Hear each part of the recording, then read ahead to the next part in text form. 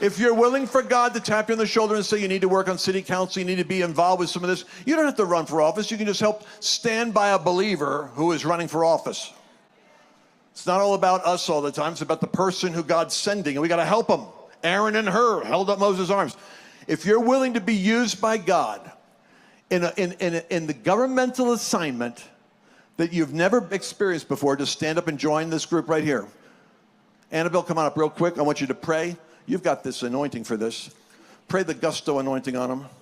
Lance Wallnau, a self-proclaimed MAGA prophet, is no stranger to the world of Christian nationalism and imbuing politics with his fire and brimstone and completely out-of-touch and unrecognizable version of Christianity. And despite his many failures to get his people in office, he was one of the biggest champions last year of failed Pennsylvania governor candidate Doug Mastriano. But by God, Wallnau is still trying. He took to the stage this week to encourage his supporters to run for office. And in doing so, he promised them something called a gusto anointing, which, yeah, is as weird and creepy as it sounds. Take a look.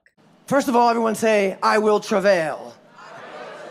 Okay, you just agreed that you're accepting what God bursts in your belly. So, Father, I thank you for each one here that you put the seed in the belly and you're going to bring it to fruition, Lord. The whole baby will be born. Now, I don't count myself as someone even remotely in the Lance Wallnau fan club. I hope that's clear. So maybe I'm completely missing something here, but is this supposed to be compelling? Is this blessing supposed to encourage people to run for office and win? There's the impartation right now. Receive it.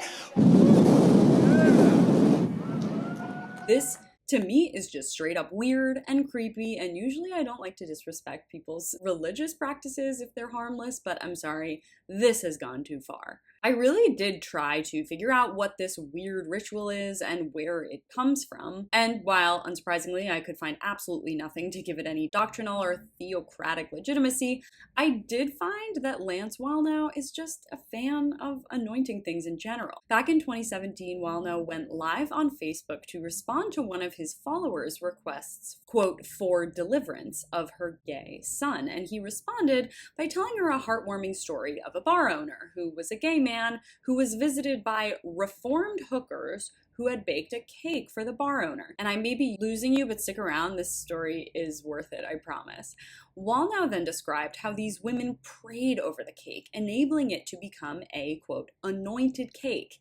And guess what? Before the owner could even finish eating the cake, he had undergone a transformation. Yep, you guessed it. By eating of the anointed cake, this gay man stopped being gay. So I think this story gives a little context to just how much Wallnau believes in the power of anointing. And so of course he's gonna have his wife anoint a crowd of people they hope are gonna run for Congress or city council and fill those chambers with evangelical nationalist nonsense. Lucky for us, these anointings don't have a very good track record so far, but I will continue to monitor the situation in case another magical transformation occurs. Thanks so much for watching. You can follow me on all platforms at Caro Johnson 917.